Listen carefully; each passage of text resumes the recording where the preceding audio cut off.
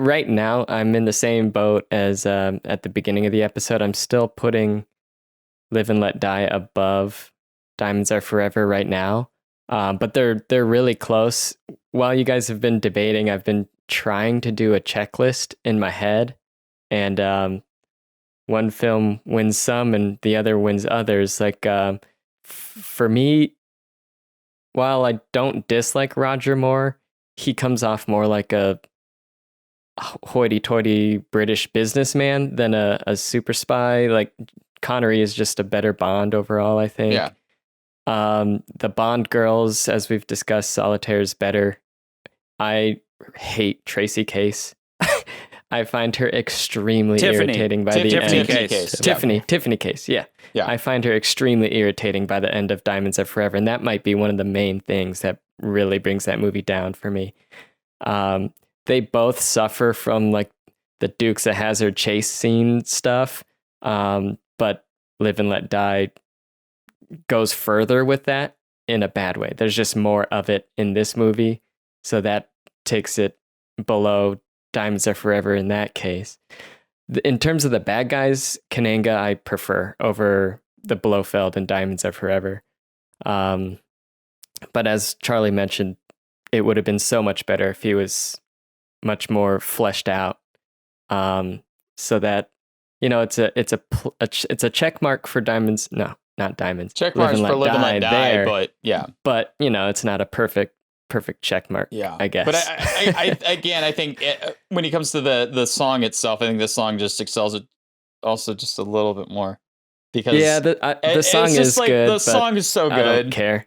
And I agree with Charlie, intention matters, but I don't go into a Bond film wanting to watch a comedy. And I didn't go into that movie prepared for a comedy. So I watched it and was just so confused, and it just felt out of place for me. Remember what I said about how I said that out of principle, I'll generally rate Bond movies that, as a Bond purist, Bond movies that take themselves more seriously, I will rate higher. And I said I couldn't possibly put Diamonds Are Forever above Thunderball because Thunderball is just badass. Thunderball is, I mean, the underwater sequence at the end, the underwater battle at the end of Thunderball is so badass. Where I'm tripped up here is that, like, yes, intention matters. We talked all about how Diamonds Are Forever doesn't give a but it's still, it was fun.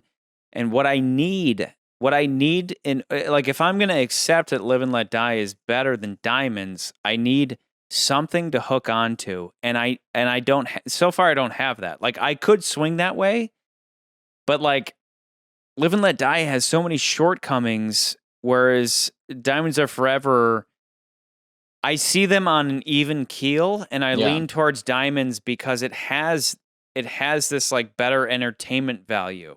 And I know, Nans, you've said you're like, entertainment value wise, I would put Diamonds at the bottom. But like, is that because that you went in with an expectation that wasn't fulfilled? And could you like think twice about that, or do you just think that movie sucks? That's kind of what I was thinking too. Is like, so again, I'm pretty close on the two, and could be swayed one way or another. And you know, we're talking about movies towards the bottom of the list, so I didn't like absolutely love either of them.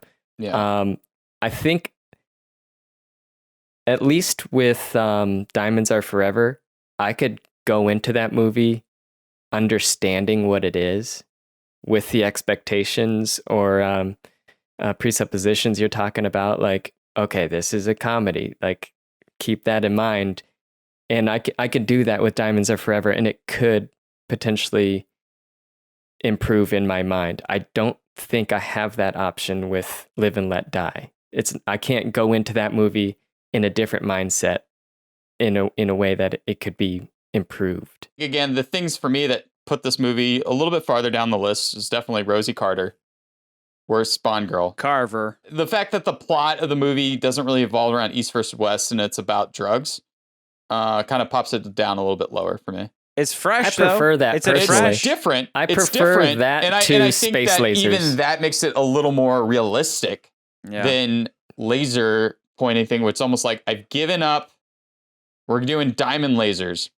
I like the bad guy plot. Like, again, it's realistic, but yeah, relatively realistic idea of the real world and saying, okay, well, drugs are a real problem and thing that people are dealing with at this point in time, with even like the beginning of the war on drugs with Nixon and stuff like that. And now we're actually, Bond is facing that as a potential problem versus diamond lasers, which aren't really even, it's sort of a thing, but not really. It's just that movie again. And then you watch Diamonds Are Forever. What a strange film. Entertaining when you watch in comparison to the last two films or whatever. But when you watch it as a whole, you're like,